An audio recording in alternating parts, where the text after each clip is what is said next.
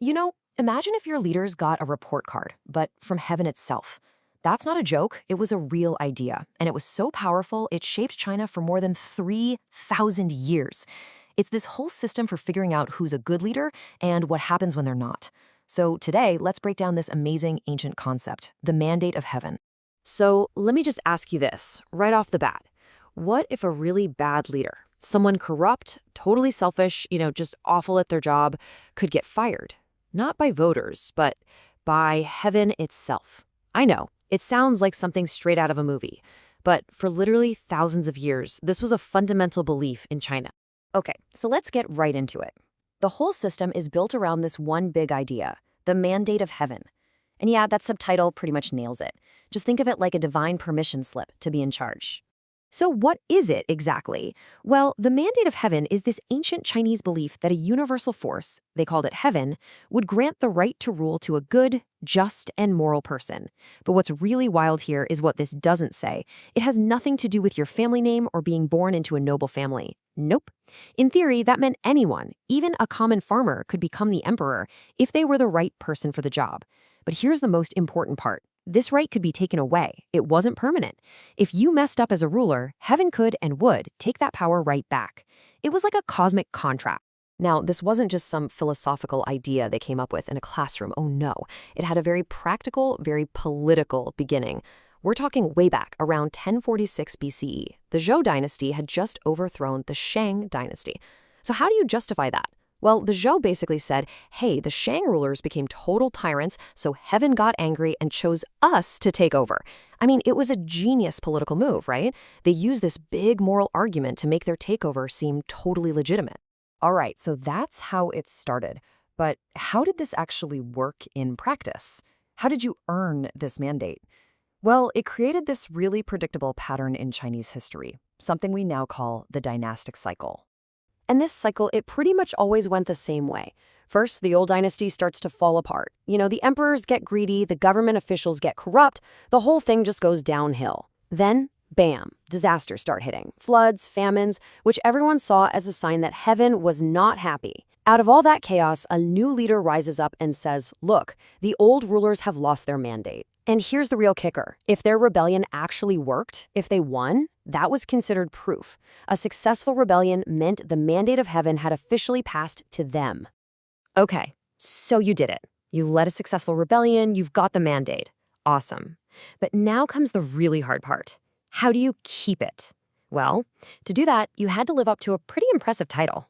The emperor was known as the Son of Heaven. Now, this doesn't mean people thought he was literally a god.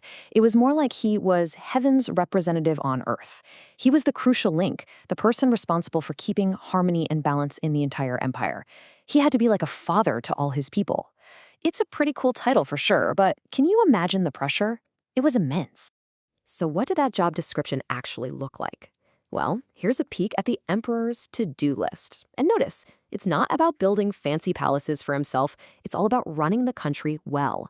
We're talking fair taxes, just laws for everybody, making sure people have food during famines, and actually listening to wise advisors.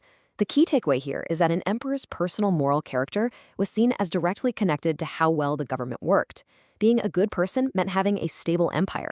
But what happens if the emperor starts, ignoring that to-do list? Just like there were signs you had the mandate, there were also some very, very clear signs that you were on the verge of losing it.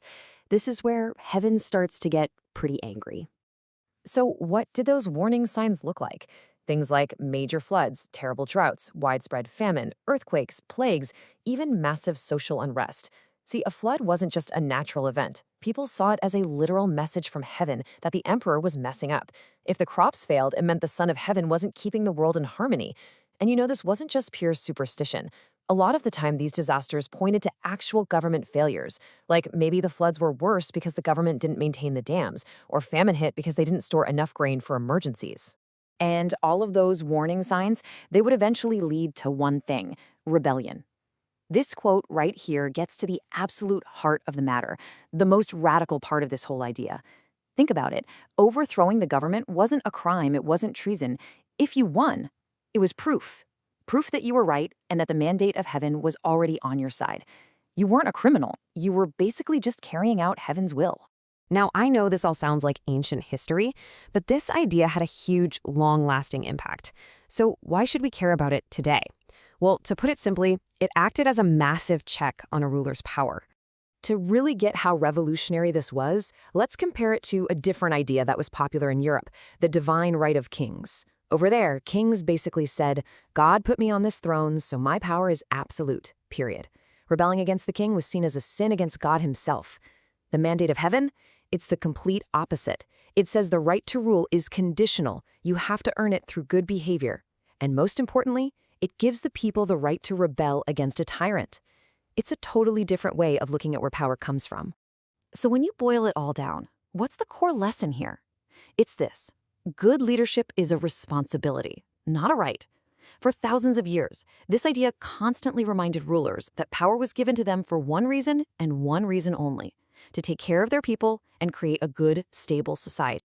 And that kind of leaves us with a big question for today, doesn't it? Obviously, we don't blame our leaders for earthquakes anymore.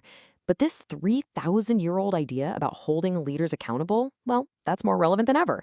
So what are the warning signs we look for in our leaders today? What's on our modern-day report card for what makes a government good or bad? Something to think about.